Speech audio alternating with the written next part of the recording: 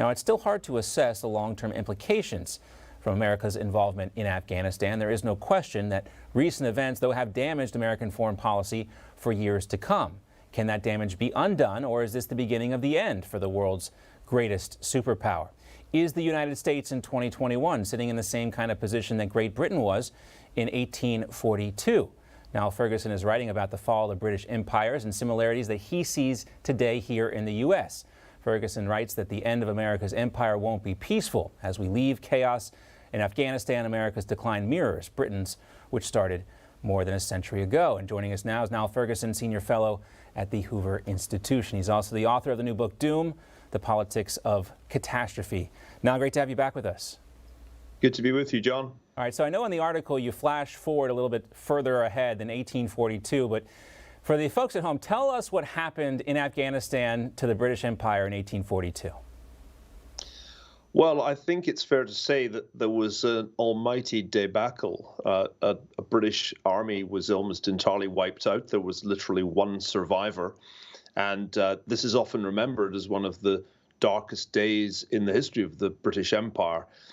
It's not often pointed out that Britain wasn't done with Afghanistan, fought another war there in 1878, and from 1879 to 1919 ran Afghanistan's foreign policy, leaving domestic politics to the Iron Emir.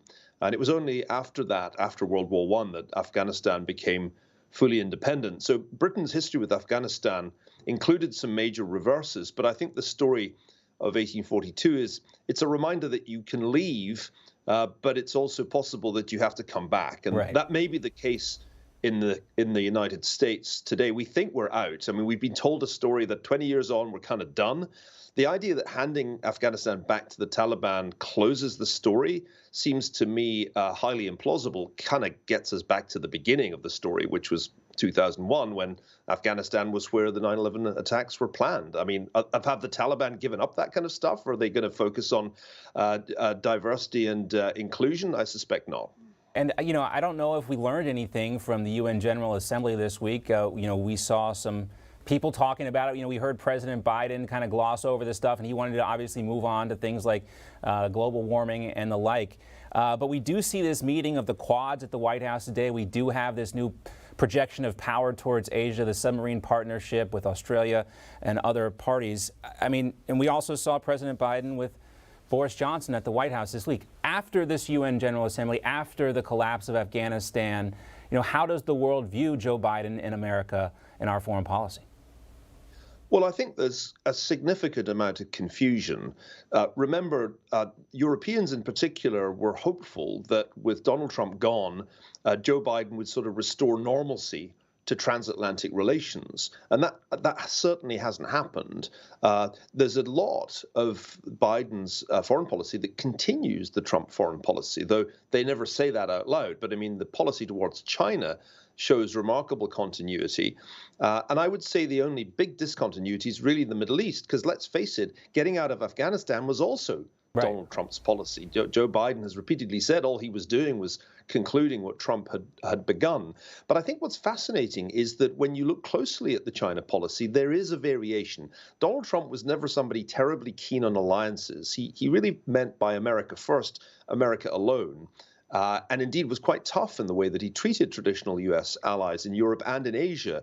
The Biden administration seems to have the idea that it can create some new alliances. AUSSAC or AUKUS, whatever you call the deal with Australia and the United Kingdom that gives Australia access not just to nuclear submarines, but other military technology is part of this. And the other big part of it is the Quad, which is a new arrangement with India, Japan, and Australia.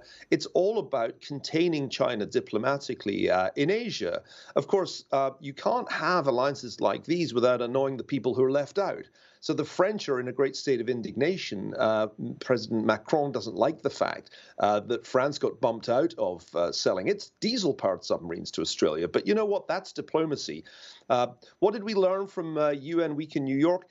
John, we never learn anything from UN Week in New York. That's it's true. a completely vacuous exercise in which true. world leaders give mindless speeches that are mostly at variance with reality. And For we wonder- example, yeah. Joe Biden says, we're not in a new Cold War, but obviously we are. obviously So are. that's what we learned in New York. We wonder, I think, every year why we do this exercise. But I want to go back to your essay in The Economist, because you talk about kind of the callous way in which Joe Biden talked about Vietnam and Afghanistan as well. And there's a new clip, well, it's an old clip, but it's resurfaced because it deals with Joe Biden and his thoughts on Haiti. And this is the president, then Senator Biden, back in 1994, talking about Haiti.